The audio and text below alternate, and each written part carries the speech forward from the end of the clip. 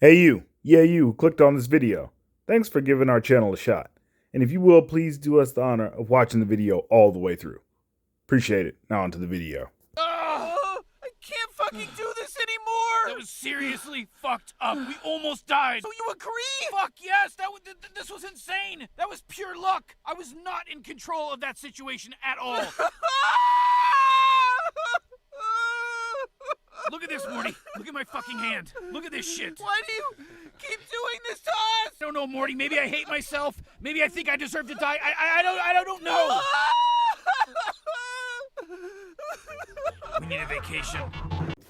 Hello fellow 8-bit heroes, it's Jacob here, and we're about to get into a spoiler discussion of Doctor Strange and the Multiverse of Madness, or as I like to call it, Doctor Strange and the Maidenverse of Madness. So if you have not seen the movie, then you need to leave and go see it and then come back. Or if you don't care about spoilers, then I guess stick around.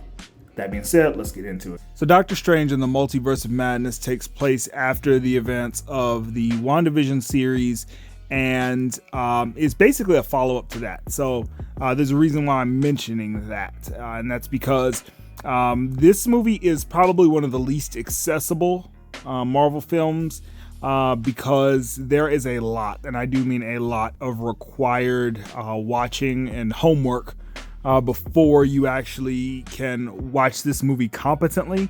So the things that you would have needed to watch prior to this in list of importance. So you would have needed to watch WandaVision in order for this to make any logical sense, what little sense it actually does make. Also, you would have needed to see Avengers Endgame, which most of you have, and you would have also needed to see Spider-Man No Way Home, and maybe, I don't know if required is really the right word, but it would help if you have seen the Disney Plus Loki series.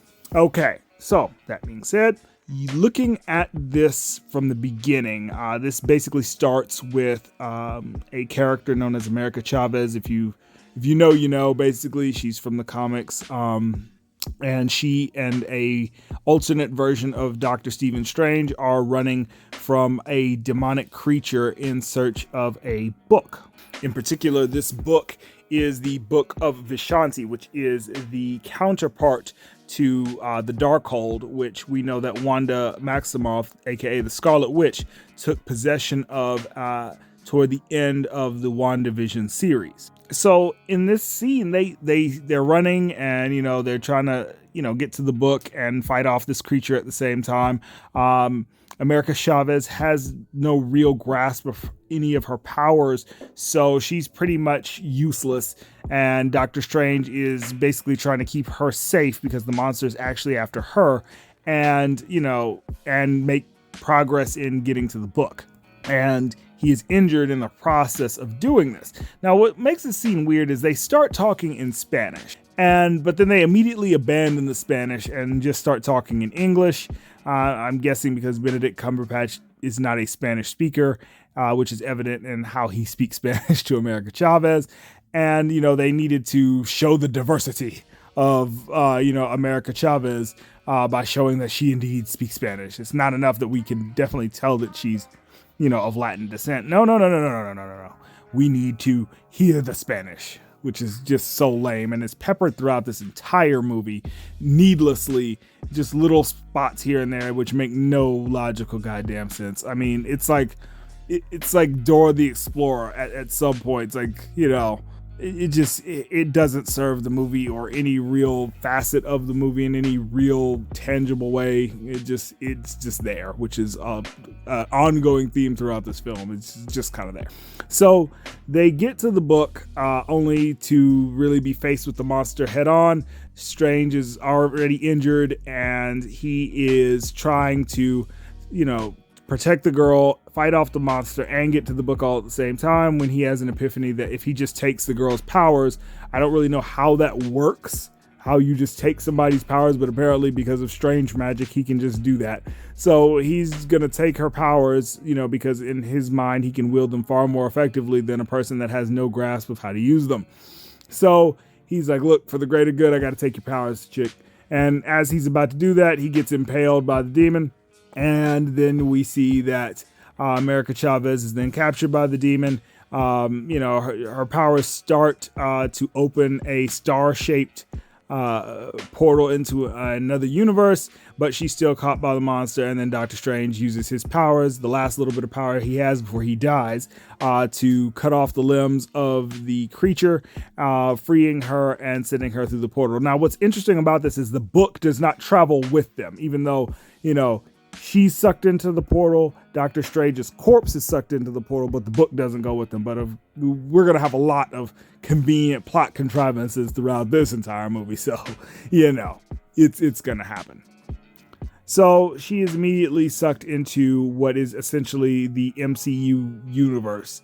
And she is interrupting Doctor Strange's love interest, played by Rachel McAdams, Christine Palmer. And her, she's obviously getting married to somebody else because Doctor Strange is emotionally unavailable like every other Marvel character. So, she's marrying somebody else. Doctor Strange is sad about it. Boo-hoo. People move on. I think that while Strange got blipped in the snap, she didn't. So obviously her moving on is really only natural, especially because he wasn't there. But they try to frame it in this really stupid way. Like he is, because he needs to be in control all the time. According to her words are, he needs to be the one, wielding the knife, which is a surgical reference, that she just couldn't be with him or whatever. But, it's everything is set up in this film to basically be Strange's fault, even though a lot of this has nothing to do with him.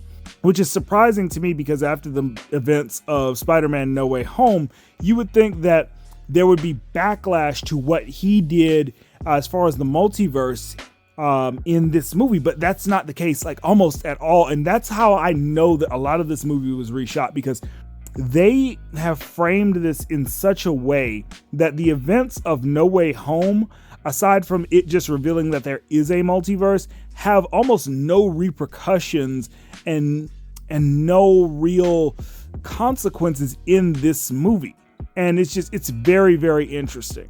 So, we get interrupted at the wedding by, the tentacle creature Shuma Gorath. Shout out to all my people that play Marvel vs. Capcom 2 or Marvel. Actually, no, it was Marvel Superheroes. Y'all know what it is.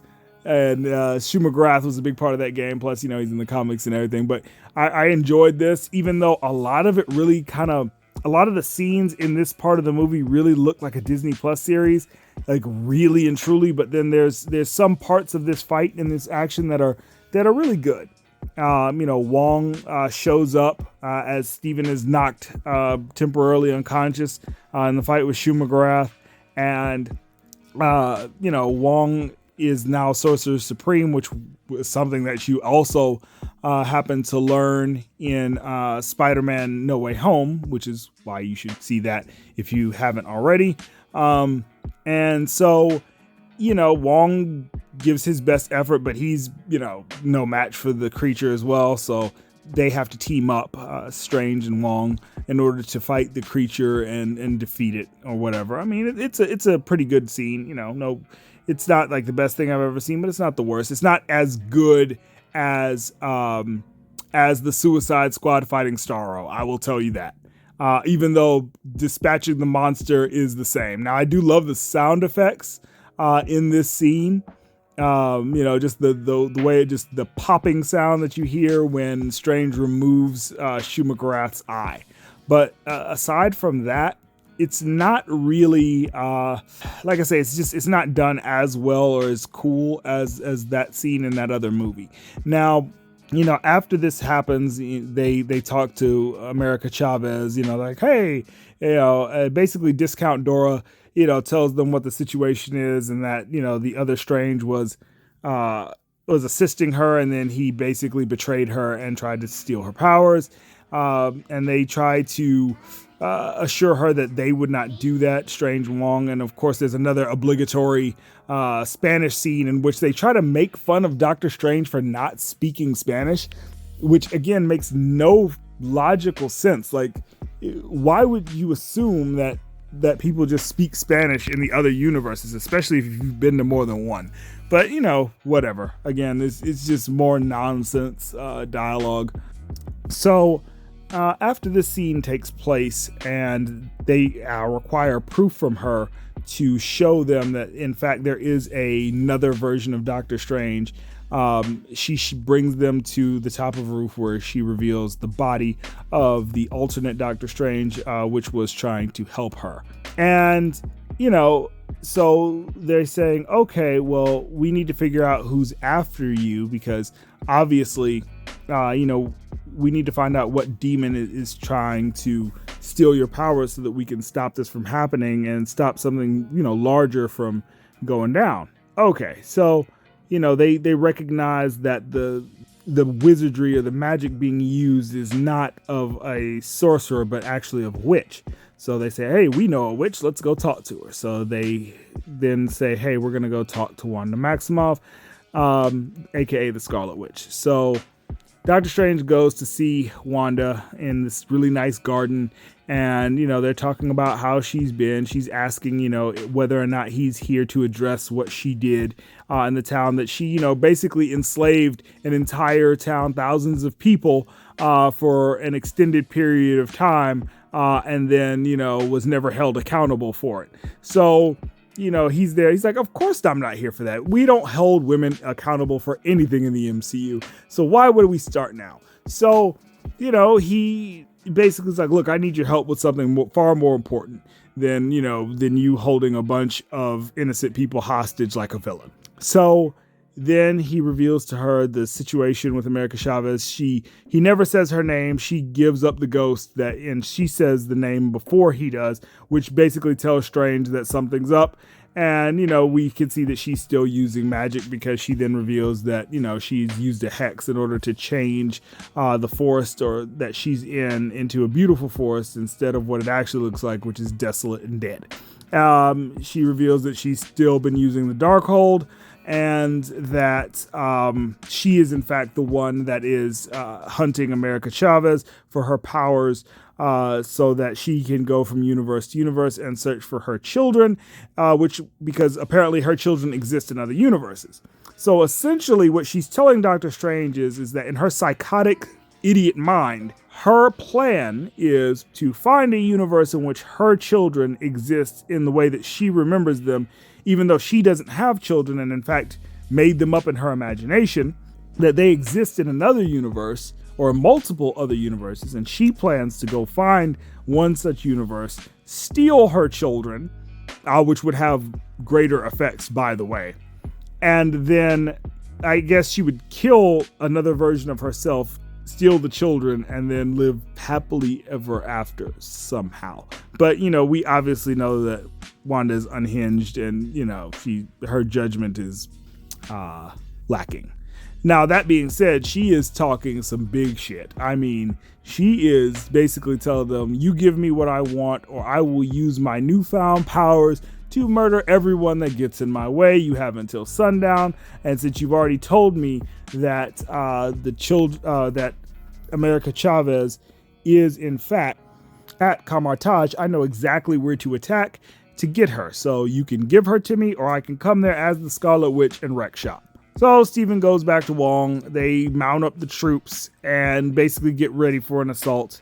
Wanda comes looking for America Chavez, and Stephen and her have a dialogue in which they're basically saying, look, we can do this easy way or the hard way.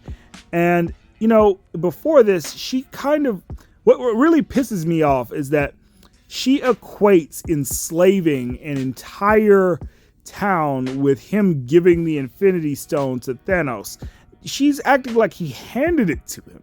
No, they were getting their asses handed to them, and they had no other choice. And Strange did his research to find all the possibilities, and he found out that he could, that there was a slim chance that they could still win and still come out relatively unscathed, as opposed to Thanos succeeding and nobody coming out on top except for Thanos.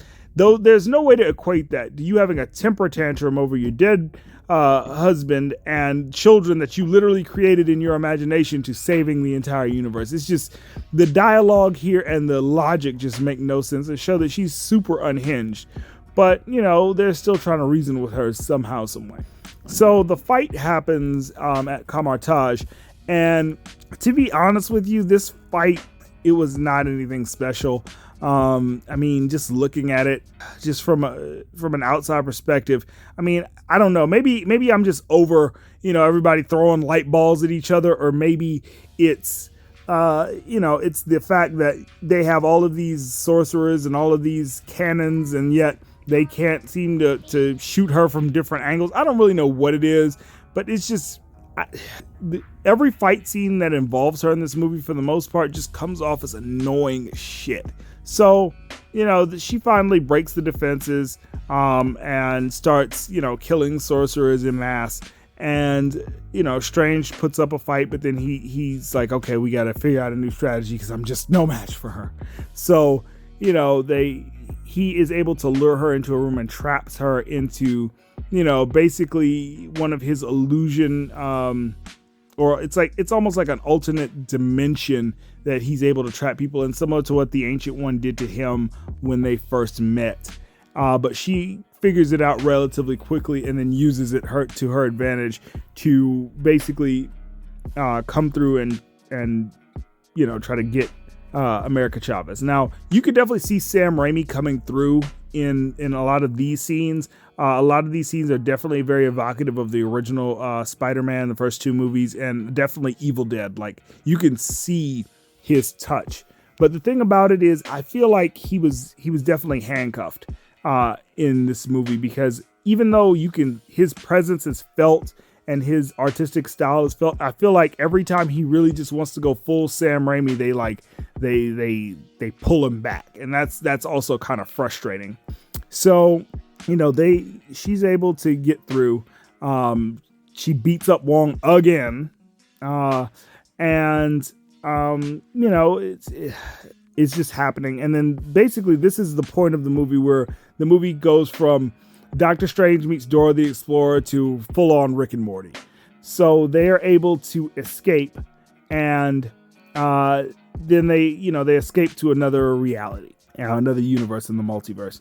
And in this, it's kind of like backwards our world. So in this world, you cross the street on red and not green. Ooh, shenanigans. It's got a good scene with Bruce Campbell in it, so I did enjoy that. Even though it's, I don't know, they do that Marvel questionable morality thing where they basically do something that's really shitty to another person, but it's played for laughs as if it's funny. So in this case, Doctor Strange gets to a street vendor who wants to be paid for his food that America Chavez has stolen, because she's used to other universes having free food, which I guess is some sort of weird nod to socialism or whatever. But, he's like, yo, you got to pay for that. And he wants his money. And then he starts making fun of Doctor Strange, because in this world, Doctor Strange has died, according to them, fighting Thanos. So he thinks that this dude is just a cosplayer and not the real Doctor Strange. And, because of his flippantness, Doctor Strange puts a spell on him to where he is consistently beating his own ass, and he will be doing this for, apparently, according to Doctor Strange, for 2 weeks, and that's supposed to somehow be funny. But love Bruce Campbell either way it goes. Now, so they find a statue. They go to the Sanctum Sanctorum and they find the statue of Doctor Strange, and it says that he had given his life fighting Thanos. And as this occurs, they are asking themselves who is in fact currently the Sorcerer Supreme in this universe. Well, turns out that it is none other than Baron Mordo, or Carl Mordo. Anyway, And so we see Chiwetel Ejiofor coming out. He's got a new hairstyle in this because, alternate reality and whatnot, and he's the Sorcerer Supreme in this universe. So he embraces Doctor Strange, to Doctor Strange's surprise, because, according to him, they hate each other in their universe, even though we've literally never seen that fucking play out in the current MCU, but they're like, hey, take our word for it. Baron Mordo hates Doctor Strange and Doctor Strange knows it. Whatever. Anyway, so he's like, tell me about, your world. Tell me everything about it. So they go in, they have tea. He's telling them everything about our world and what they're doing and that they need the book in order to basically beat Wanda. And as this conversation is happening, they start getting woozy because they have been drugged by Baron Mordo. And so, everybody's falling out, and Baron Mordo reveals that that Strange is actually probably more dangerous, and they view him as a threat. So, they then we get treated to the idea that Wanda can, in fact, what they call, I guess, dream walk, which basically means she can astral project her form into a person in another universe. Basically, as long as it's their doppelganger, they can put their consciousness into that person and control their body like a puppet. So they're basically trying to hand wave away and explain away the reasoning behind them having the ability for Wanda to traverse the multiverse without actually being there and being able to travel, because that's why she wants America Chavez's powers. And anyway, also I forgot to mention the stupid ass memory store.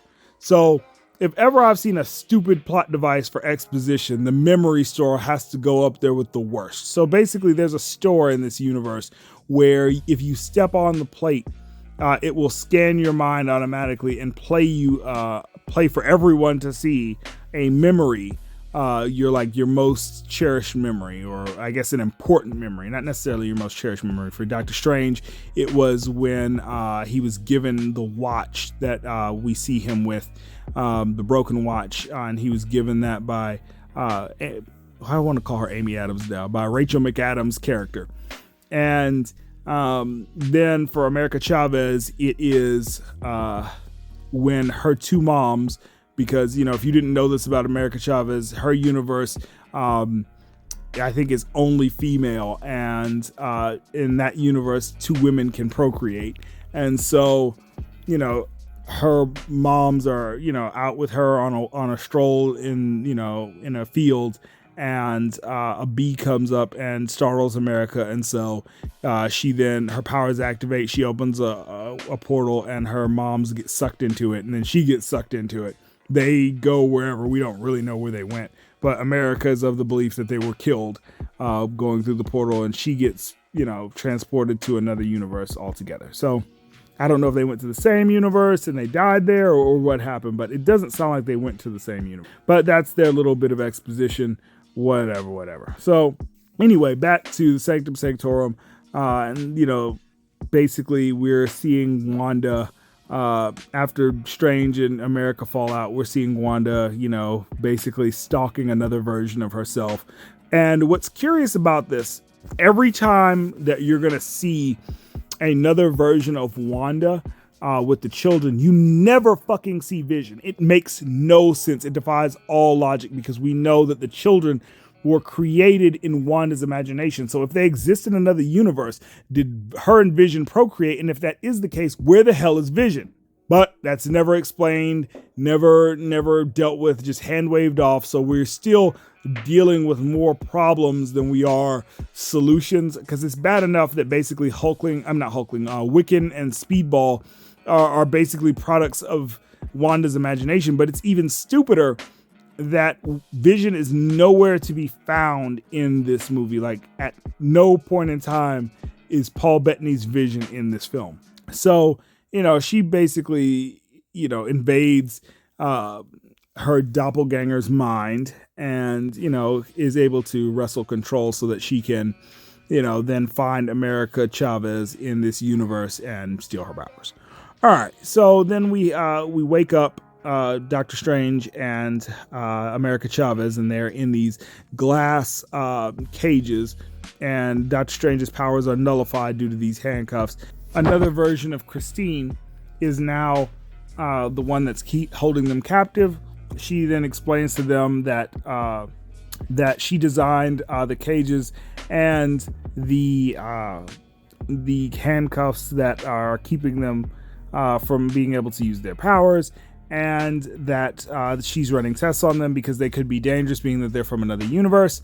They could be a potential incursion. If you've read the comic books in particular, I do believe Jonathan Hickman's Infinity, you'd be very familiar with the concept of the incursions, which are basically when two universes collide with each other. Then they could also be carrying some sort of disease that's foreign to that universe and could be deadly. So she's taking precaution. Strange informs her that she needs to let them go because Wanda is coming and basically nothing can stop her. So, then Rachel McAdams explains to him that that's not possible and that soon, somebody will come to deal with them. And we see these smaller Ultron bots, so we know that this is definitely an alternate universe. And so Baron Mordo comes with the Ultron bots to come and get Doctor Strange and take him to a group known as the Illuminati, which is also in the comics. Now, here's where the jingling of keys comes in, because we get all of the nice little cameos here. There are no more cameos other than this. This is it. So, aside from like an after credit scene. So, they're brought before the Illuminati, and it is revealed that the Illuminati in this universe consists of Baron Mordo, Captain Marvel, played by Lashana Lynch. I don't know why they did this. They could have easily had Tiana Paris, who plays Monica Rambeau, play Captain Marvel in this universe, but they are addicted to having some mud duck play Captain Marvel, whether it's Brie Larson or in this situation, whether it's Lashana Lynch. Then we have Reed Richards, played by none other than John Krasinski. So this was, that was pretty cool. That was awesome. I can't even lie. I was really happy about that. Also, Captain Carter, which they call her Captain Carter. They don't call her Captain Britain or anything like that. They call her Captain Carter, and she's wielding the shield and everything, but it's obviously emblazoned with the British flag. Also, Black Bolt, King of the Inhumans. And the Illuminati is then rounded out by Professor Charles Xavier, which he had the floating yellow wheelchair, which I loved that. Like, it just, they even start, in the background, you can even hear them playing the original X-Men theme as he enters into the scene. But again, this is keys jingling and really means absolutely nothing in the grand scheme of things. Also, side note, it is revealed that their designation for the MCU universe is actually 616. But I digress. So they're basically saying that in their world, Stephen Strange got a hold of the Darkhold in order to fight Thanos. But instead of fighting Thanos, he started to dreamwalk, and he couldn't stop, and he became a problem because he caused a whole incursion and destroyed an entire universe full of innocent beings. And so after the fight with Thanos was done, they used the good book to beat Thanos. And after it was done, basically Doctor Strange was willing to be killed. And so he is then murdered by Black Bolt. Which Black Bolt basically used his voice. Now, this also doesn't ring true because we know that Black Bolt does not know how to control his voice, and so he can't really focus it at a target like he does in this movie. But what do you expect? We know that MCU writers know absolutely goddamn nothing about these characters. So we see that Black Bolt, basically evaporates Doctor Strange, and they then tell the public that Doctor Strange died in the fight against Thanos and valiantly defeated Thanos, but at the cost of his own life, because people need heroes. Again, with the questionable morality of these superhero movies as of late, but whatever. So after this occurs, we know that Wanda's getting closer and closer, and as she starts to approach, killing Vision bots, Ultron Sentry bots like they're nothing. the Illuminati says they're not really worried about her, but Strange is actually the threat. Because of course he is. In this MCU universe, of course he's the threat, not the person that's wantonly murdering everybody that she's coming in contact with. But whatever. So after she gets past a certain point, we see that Black Bolt, Reed Richards, Captain Carter, Captain Marvel, and all go to meet her and basically stop her. And they have a little bit of a dialogue back and forth. Black Bolt, one of the strongest characters in the Marvel universe, is then easily dispatched by Wanda. She kills every last one of them. Do you know how hard it is to kill Reed Richards? If you're a comic book fan, this scene should have been infuriating that she was able to kill them, even with the Darkhold. Obviously Captain and it's so screwed up because the guys are the first ones to get killed. Some of the most powerful and resilient characters in the Marvel universe, namely Black Bolt and Mr. Fantastic, are the first to be killed. Also, you can get some all-female scene in which Wanda is fighting Lashana Lynch's Captain Marvel, Peggy Carter, and Peggy Carter, and it's just annoying. So they're fighting each other. Obviously, we hear Carter use Steve Rogers' signature line that she can do this all day, which is, again, just another stupid slap in the face. And then, she's dispatched by her own shield. And then we see an all-out fight between Captain Marvel and Wanda, which I guess is supposed to be the answer to the question in WandaVision as to who's stronger between Captain Marvel and Scarlet Witch. And this... essentially, it's weird. Like, Captain Marvel just runs out of power, just arbitrarily runs out of power as, they're matching, power for power. She just it's like her battery dies or something. And she's murdered by Scarlet Witch and has a statue dropped on her. So then we get Professor Xavier, who comes out. Now, of all the characters to be able to beat this version of Wanda, Professor Xavier should be able to handle her, especially if he is able to go into his house, which is the astral plane. Anybody that knows anything about Professor Charles Xavier knows that once he gets you in the astral plane, it's a wrap for your ass. He beat the Shadow King in the goddamn astral plane, and yet Wanda is able to make quick work of him. So now we see Baron Mordo and Strange by themselves. Baron Mordo's having a hissy fit because Strange tells him about himself, knowing that he's envious of him for becoming Sorcerer Supreme first. They have the shittiest fight ever, most disappointing fight of the whole movie. I've been waiting to see Baron Mordo and Stephen Strange throw down since the first movie, and it still hasn't happened yet. They have a shitty, non-powered fight in which basically Doctor Strange is able to get the better of him and escape. And then they are now running away from Wanda as if she is goddamn Michael Myers and Jason all wrapped into one. And this is another Raimi scene. The tone, the feel of it, everything about the way it's shot is definitely Raimi. And they trap her underwater. They trap her in various ways. But they're barely able to escape from her. And in this particular situation, she is in fact able to grab America Chavez and get her back to Wundagore.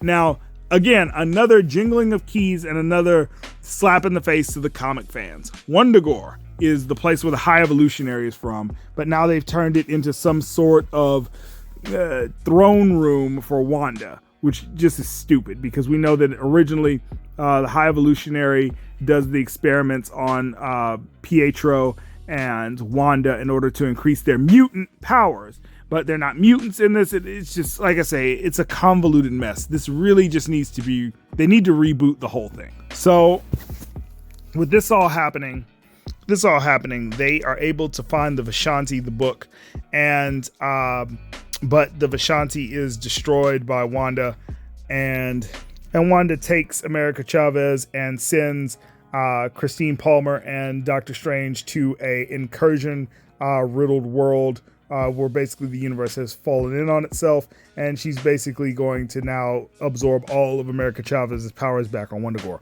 Now, in this is probably one of the stronger scenes in the movie because at this point, we basically see what an incursion does, which still doesn't live up to what an incursion does in the comics.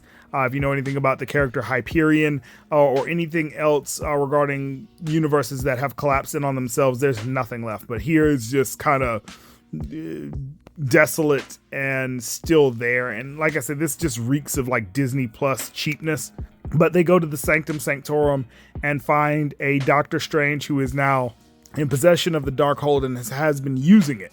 And I enjoyed this fight. I really did, between Doctor Strange and an alternate version of him who has been corrupted by the Darkhold. And this fight, it works. Steven is able to best this one, but this particular Strange says that he has been going to other universes through dreamwalking and basically been murdering his alternate versions by basically throwing them off tall buildings in his dreamwalking in order to spare them the unhappiness of not being with Rachel McAdams' character. So again, reducing Doctor Strange's motivations down to childish nonsense. So, after Doctor Strange defeats this alternate version, he is then able to get the Darkhold, which he is now going to use to fight Wanda. So, Rachel McAdams is like, you're not gonna dreamwalk, are you? And he's like, no, I'm gonna use the spirits of the dead and dreamwalk simultaneously. So Doctor Strange then reanimates the corpse of the Doctor Strange that was in the beginning of the movie that died with America Chavez in the beginning, and uses that version to basically try to fight Wanda. In this particular scenario, he basically has to fight off these demons who are telling him that, reanimating dead corpses is, apparently forbidden. Nothing that Wanda is doing is forbidden. Using the Darkhold, killing people in another universe. No. But reanimating this corpse, bridge too far. Demons now need to step in. Jesus Christ, the logic in this movie. But anyway. So then we get treated to some more Raimi-esque scenes where basically the demons are attacking not only Doctor Strange in the Sanctum Sanctorum, but also the reanimated corpse of Doctor Strange at Wundagore. So this is a good looking scene. Rachel McAdams has to keep Doctor Strange's body safe, not knowing really how to, but she manages something or other. And he is then able to wield the body and wield the power of the Darkhold to fight Wanda on an even playing field. Shout out to Wong, because he's been getting his ass kicked all movie. They defeat Wanda's giant gargoyle henchman and fight Wanda. They're not able to defeat her, but they are able to keep her at bay. And then Steven tells America thinks that Steven is now going to, take her powers and thus kill her. And he's like, no, you just got to believe in yourself that you can use the powers. Gives her one of the shittiest pep talks ever, because he basically tells her that you were in control the whole time and that you were using your powers, willingly. And she's like, but then I killed my parents. He's like, no. I mean, you were using them willingly, but just not for that. It's a really dumb pep talk that makes about as much sense as this movie does. So, she is now able to, use her powers to punch holes, into other universes. And she starts beating up on Wanda, but she's still not able to beat Wanda. So instead she punches a hole to the universe in which they had left the Illuminati, which they had also left the doppelganger, which, she had basically mind raped and abused, in order to use her to kill the Illuminati. So she is now in front of the children that she has coveted for so long. And she's, apparently going to try to steal them. And the children are obviously frightened because this woman has literally just beaten the crap out of their mother in front of them. And she's confused, like Wanda's confused as to why the children want nothing to do with her.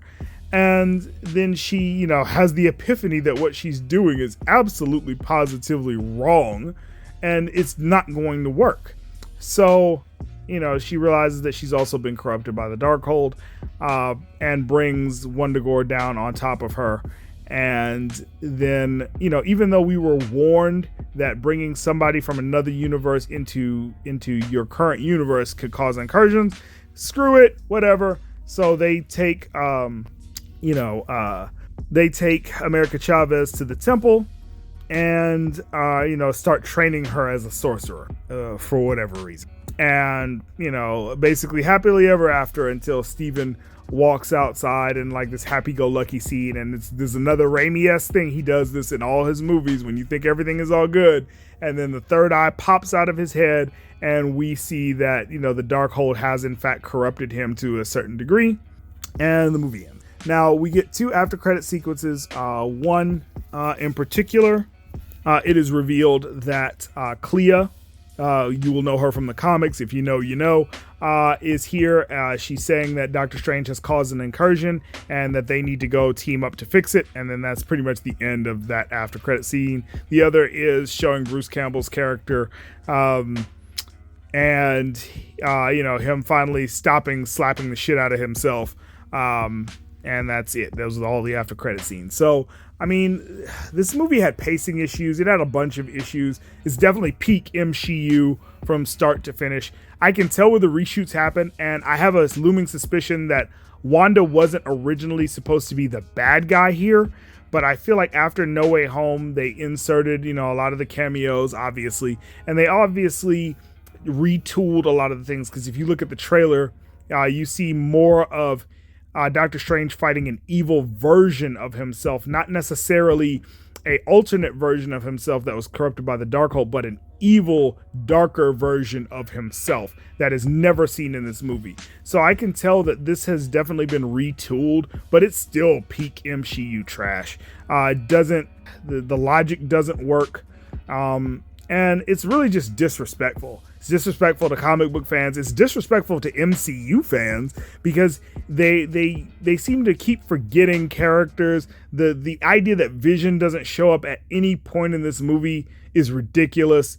The fight between Baron Mordo and Doctor Strange that we deserve never happens. And the idea that Wanda can literally kill the entire Illuminati, with little to no effort is just silly. But this is what the Marvel Cinematic Universe is. Very little payoff, no real build up, and honestly nothing to be excited for. But let me know what you guys thought about this in the comment section, whether you agree, whether you love the movie, whether you didn't. Let's talk about it in the comment section, guys, and we'll see you on the next one. 8-Bit Heroes out. Peace. If you'd like to get a shout out on the channel, then hit that like button, maybe share it with a couple of friends, and do us the biggest honor of all, and subscribe to the channel so you can join the 8-Bit Heroes family. And while you're at it, hit that bell icon so you can be notified when our new videos come out.